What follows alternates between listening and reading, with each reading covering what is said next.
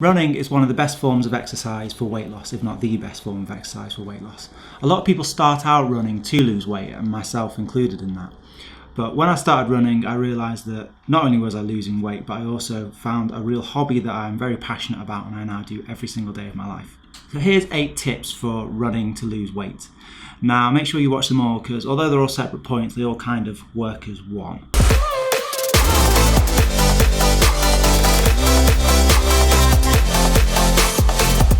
So number 1, don't just run, you have to eat well too. Now if you only take one point from this video, make sure it's this one. There's a saying within running that you can't outrun a bad diet, and that's definitely true. I've tried it, honestly I have. Most of my life I've been terrible with eating. I never had to eat well when I was younger to stay thin. Got to the age of maybe 25, 27 and that all changed, but my eating didn't change and I put on quite a lot of weight. And since I've been running, gradually my diet has improved over time. But there have been times where I've not been paying particular attention to my diet.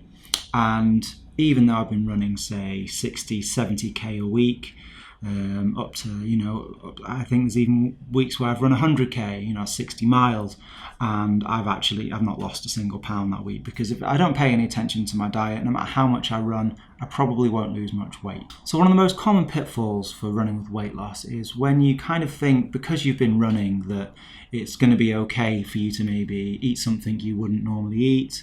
Maybe reward yourself for going running by, having a takeaway or something like that, or something you consider a treat. You might feel hungrier because you've been running, so you just tend to eat more. But it is very, very easy to undo the hard work that you've done, losing weight and going running, with a few bad meals or a few impulsive moments. So now you are going to have moments, we all do, and I certainly do, where you do eat things that maybe you shouldn't, maybe aren't the best for you or aren't part of your plan. But losing weight and running and getting fit, it's not something you're doing in a month or a couple of weeks. It's a long-term thing. Over time, you're going to need to make more good decisions than bad decisions when it comes to weight loss.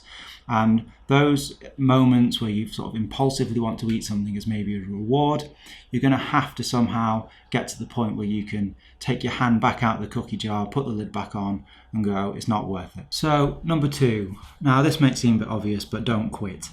The overwhelming reason people don't reach their weight loss goals or their running goals or fitness goals or any goals for that matter is because they stop trying. Now it might not be that you decided to quit, that you got sick of it and bored of it and just said, hey, I quit. It's probably just that you fall out of a routine. You go on holiday, there's always birthday parties and New Year and Christmas. There's lots and lots of things that will get in the way of your weight loss and your running goals, and it's difficult to be consistent over a long period of time. But it is consistency and patience and accepting slow progress that will help you eventually reach your goals. Now most of us, including me, have looked back over a period of time, say the last 6 months, and thought, if only I hadn't have stopped doing what I was doing, where would I be by now? And that can be a little bit disappointing sometimes when you think what you could have achieved in a certain period of time. But the important thing is to just learn from that and get back on it and try and be more consistent in the future. The third point that I want to make for running for weight loss is have fun. Now, it may seem like a bit of a strange one, but if not quitting is so important, having fun is how you're not going to quit. Now, if you do something that you enjoy, you'll stick at it, much more likely to keep doing it than if you don't enjoy it. And that's true of anything. If you think back to school, the subjects you enjoyed, the hobbies that you've had, if you can enjoy running, you're going to keep doing it because you're going to want to keep doing it. When running becomes something you want to do and not something you feel you have to do to lose weight, then that's going to completely change your life. You're not going to be forcing yourself out the door, you're going to want to get out the door. So having fun with running is an incredibly important part of running for weight loss. So when you first start out running, you may think that it's not something you're ever likely to enjoy, and I totally understand that. I mean, it's hard on your body, you're going to be feeling uncomfortable, maybe self-conscious, you're going to be sore the next day, you can be in pain at times. It can be a real struggle, and certainly if every time you do something you're struggling, you're not very likely to enjoy it. But believe me, I promise you, if you keep doing it, there's a very, very high chance that it's something you'll come to love. When I run these days, only a certain portion of my week's worth of running I am in under any strain at all. Most of the running that I do is something called easy running, where I am running well below my maximum heart rate, and I'm very relaxed. My breathing is comfortable. I'm not pushing myself at all, and it's very, very relaxing. I do a lot of, it's almost like meditation for me. I'm often listening to music out in glorious weather, or out in the rain, whatever. It all feels nice.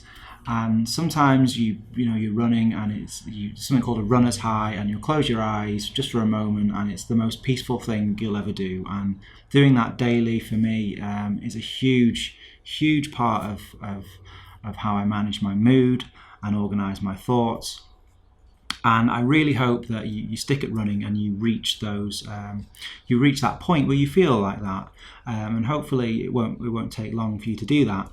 But I just want to give you a slight picture of what it's like for me as a runner, because I know that's very different to how it was for me when I started out. And I'm so glad that I pushed through those more difficult times as a runner to get to where I am now. And I hope you can do the same. Now, the one piece of advice that I'll give you to hopefully get there sooner is to just slow down. Don't always push yourself. Don't always feel you need to do better than you did last time. Some days you're going to feel better than other days, and just try and take it easy. Go a bit slower than you feel you could go. Breathe in. Go run somewhere nice if you can. If you've got forests nearby or parks or whatever, take a deep breath. Look at the sky. Think about your day, don't just think about where you are, and try your best to relax and enjoy it. But slowing down is probably the key to doing that. So I could and will make a whole video about this in the future, but enjoying running is obviously a hugely important part of running consistently. If you're going to do it consistently, you've got to enjoy it. So point number 4, set a realistic goal. Now this is something that I've not been particularly good at myself, especially with my running goals. I tend to set very big, very difficult running goals.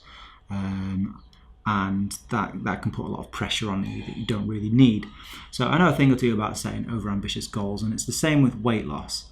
Now it's easy to plan in your mind that you're going to lose 4 pounds a week for this amount of time, and then come summer you're going to fit into that swimming costume that you want to buy, or whatever it is that you've got in your mind. But you probably need to accept that things won't always go to plan. So even if you do have some weeks where you are able to lose 2 pounds or 3 pounds a week, or whatever it is that you hope to lose, which is a lot of weight loss, you may find that you're gonna find it difficult to do that consistently over time. So if over the period of a year you can manage to lose £1 a week, you've done tremendously well. So set yourself a realistic goal and set yourself micro goals on the way up to it.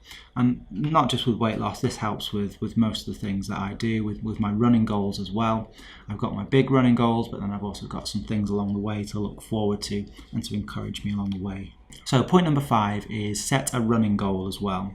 So I know your main goal is to lose weight, but if you set a running goal, it might help you stay more involved in running, more consistent with running.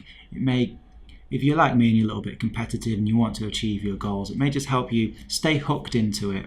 So this can be anything from running to half an hour without stopping, completing the Couch to 5K program, booking on and completing a 10K race, whatever goal you think is challenging to you as a new runner, but also achievable within sort of a 3-month, 2-month time frame, that kind of thing.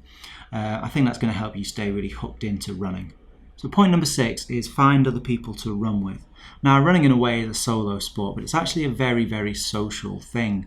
If you join a run club, for example, you can meet a whole social life's worth of people, or you can just find one friend that also maybe wants to lose some weight or also wants to get fitter. And arranging runs with other people just means that you commit to another person and say, I'm going to be here at this time on this date and we're going to go running. And you'll find that you won't want to let them down. So maybe you're not in the mood for it and maybe they're not in the mood for it, but neither of you want to let each other down. So, you both turn up and you both get that run in. I've even got a friend who's doing the Couch to 5K program with his brother, and they've got an arrangement where the first person to back out of a run has to give the other one £25. So that's working for them, that's incentivizing them. They've made a commitment to each other, and neither of them have missed one so far, so that's working. So running can be a huge part of your social life. You make a lot of friends that are other runners, and you support each other, and you arrange to go to races together, and you go off exploring all sort of parts of the country together. It can be a fantastic way to meet people. So if you can make running part of your social life, it's another reason that you're going to keep doing it. And if you're going to keep doing it, that's going to help you lose weight. So even if you live somewhere quite remote, there's always things like Strava that you could try out, which is a social media platform for sharing sports activities such as running and cycling and swimming. So go on there and comment and like and follow other people's activities, and before long you'll get to know people, and you might find that gives you some support as well. One last point I'd like to make about running with other people is that it's not for everyone. So don't feel that it is. Don't feel that you have to run with other people. Some people, running is an incredibly personal and solo thing that they just want to do on their own in their own space. If that's you, that's totally okay too. Number 7, do Couch to 5K or find a suitable training plan. Now each individual will want to find a training plan to suit them, but if you can't already run 5K without stopping, then the Couch to 5K program is the best place to start. There's entire subreddits about Couch to 5K. There's many free apps. My local running group, for example, does a Couch to 5K program, so you can even do it with other people. It's helped an awful lot of people get into running and get to the point where they can run 5K without stopping. So if you can already run 5K without stopping, here's a few basic rules for a training plan. So one important thing about most training plans is to increase your weekly distance slowly over time. Don't do too much one week that you're not comfortable with. If you've been running 30k a week, don't suddenly move it up to 60 or 70k, because that can lead to injuries. The general rule is only increase it by 10% a week, and just make sure you're comfortable with that 10% increment, and then you can move it up again. The other thing that almost all training plans will include is a combination of slower running at an easy pace mixed with faster running for shorter periods, different types of intensities. Now there's all sorts of training plans and terminology that goes with this. The basic rule that helped me out at first was the 80 to 20 rule. So 80% of your weekly running should be at a comfortable, easy pace. The other 20% can be more difficult, more intense pace. Point number 8 is diet and burning calories. Now, I didn't want to make this video all about diet, but I did want to briefly talk about some of the diets I've tried over the years and what's worked for me. Firstly, I'd say that all the diets that I've done have worked to some extent, if I've stuck at them over a decent period of time. How easy have I found it to stick at those diets? And really, you'll hear a lot of people say that you don't just want to go on a diet, you want to change your lifestyle. And I think all the things that I've done, the diets that I've tried, they've helped me slowly change my attitude and approach towards food. So when I try the next thing, it's been a little easier. For me, the advice would be try different things and try and work out what works for you, what feels for you like it could be a new lifestyle and not a temporary diet. Find something you feel that makes sense to you, that you understand the fundamentals of, that resonates with you, because if you can do that, you're much more likely to be able to stick at it over a long period of time, and that just becomes your way of life. So having said that, the things that have worked for me, had the biggest impact in the shortest period of time, were probably keto. However, I did find that very hard to stick to because I'm a very fussy eater, and I found it was just a little bit too restrictive for the kind of foods that I find myself feeling happy about eating. I found that the best balance for me has been a paleo or primal diet, and you see a lot of recurring themes with diets where it's, you cut out all the bread and the sugar, and I think if all you did was cut out bread and sugar and you tried to not eat processed foods, I think you do really well. So the other thing that I found really useful in terms of weight loss is fasting, and I think it's probably been by far the most impactful thing, especially over a short period of time for me. And it's something that I still use to control my weight, especially if I've been, had a weekend where I've eaten badly, birthday parties, holidays, etc., weddings. Come back and fast, and it's all back to where it was within a couple of days. So that's something that I think is worth looking into. So I'm not really into calories in versus calories out. I've done all that. I've tracked calories. I find it quite torturous. It's not something I enjoy. I have lost weight tracking my calories in versus calories out. but it's just not something that I've really enjoyed compared to some of the things that I've discovered later on, like fasting and paleo diets and so on. Again, the key for me has been changing how I think about food, and all my experiences over the last 5 years have really helped me to do that. I used to just eat anything I wanted, as much as I wanted, whenever I wanted, because up to the age of 25 or so I could do that and I would be thin, so why change it? It's something that I enjoyed. So it's taken me a long time, I'm 36 now, to change my views on food and the way I eat. It's still something that I'm working on, but that is the most important thing, is to think about food and diet differently. So another point, I know I said there'd be 8, but I've just thought of another one that I want to include, and that is get back on the wagon. Now, at some point, something will go wrong with your weight loss plans. Like I've mentioned a few times, things throw you off the trail. You know, you'll go on holiday, you'll go to a wedding, you'll just have a period where work's busier. There's all sorts of things that you can set you back for different amounts of time. And my advice is just to not worry about it too much. It happens to everyone. It happens to everyone more than once. It happens to everyone again and again and again. All you can do is get back on it, pick up where you left off, and do it all again. And eventually, you know, you will. I mean, my weight loss, it's not, you know, if you plot it on a graph, it's not straight down like that. It's ups and downs, peaks and troughs, but the general trend is down. And that's probably the best you're going to hope for. So when things do go wrong, don't beat yourself up about it. Just get back on track with it. Just carry on. So I wish you the very, very best of luck with your weight loss. And as well, I really honestly hope that you, I know you came to running maybe for weight loss, but I really hope you stick with running, and like me, you find it to be an absolutely invaluable part of your life. You know, your whole life can change. It can be so good for dealing with depression and just generally managing your mood. It can be such a wonderful thing to have in your life. You can meet new people and go new places and do new things as a runner. So I really, really hope you get into running. And if this video has helped you out, if you've enjoyed it, please consider subscribing to my channel, because I would really, really appreciate that. So thanks for watching, and goodbye.